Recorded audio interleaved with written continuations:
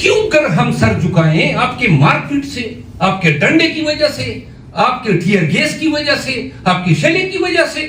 چلے جی مارے, کتنی دفعہ آپ نے مارا, ہمارے ورکر پہ گولیاں چلائی, لیکن اب ہم طے کر چکے ہیں کہ ہم نکلیں گے.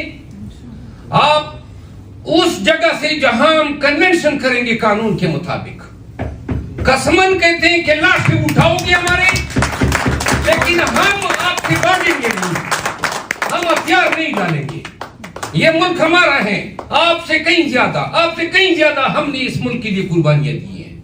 ہم محب وطن ہیں, یہ ملک پہ ہماری جان وار, لیکن ہم اس ملک کی نظریاتی, ہم اس ملک کی سیاسی اور اس کی آئینی بے حرمتی اس انداز سے کسی کو کرنے نہیں دیں گے انشاءاللہ. یہ الفاظ کی جنگ نہیں ہے. ہم کنونشن شروع کر رہے ہیں کے پی میں, ہم جائیں گے اور انشاءاللہ وہ نہیں ہوگا کہ آپ آ گئے, آپ نے مارا پیٹا اور ہم بھاگ گئے. ہم ادھر ہی پڑے رہیں گے جب تک کہ آپ ہمارے وجود کو گولیوں کے داغ اتنے نہیں نکالیں گے کہ ہمارے وجود جو ہیں وہ وہاں پہ پڑے رہے, آپ کے لیے اور دنیا کے لیے عبرت کی نشان بنیں گے کہ یہ ہم وہ لوگ ہیں جنہوں نے اس ملک کی حرمت پہ اپنی قربانی دی ہے, اور ہم دیتے رہیں گے.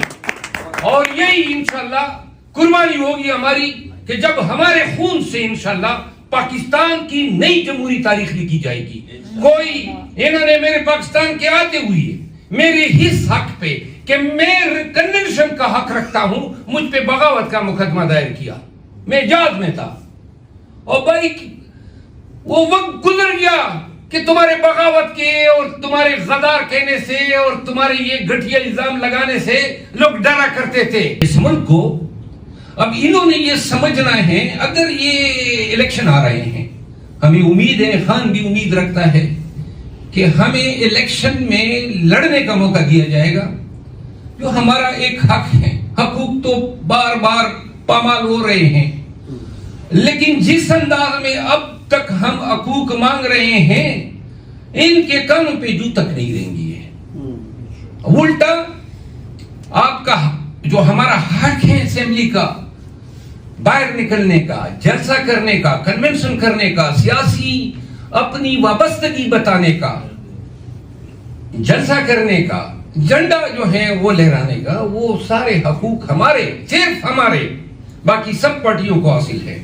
اگر آپ آج اس پہ کمپرومائز کر گئے, 2-3 مہینے کے بعد آپ کی الیکشن ہے, کہاں آپ کمپین کرتے پھریں گے؟ کون آپ کو کرنے دے گا؟ کون آپ کو جھنڈا باہر لے جانے کی اجازت دے گا؟ نہیں دے رہے ہیں تو پھر اس قوم کو اب ہمت کرنی چاہیے. فیلنگز ہوتی ہے کیونکہ ہم بڑے غیر محفوظ ہیں, جن کے آگے جا کے فریاد کرنا ہوتا ہے کہ جی میں انڈر تھریٹ ہوں یا میری لائف کو خطرہ ہے, وہی لوگ یہ کر رہے ہیں. تو لہذا آپ کی فریاد کی جگہ نہیں رہی ہے, اور پھر ان کے خلاف فریاد کی جگہ عدالتیں ہوتی ہے, وہ جگہ بھی ہم سے چھین لی اس کرپٹ نظام نے.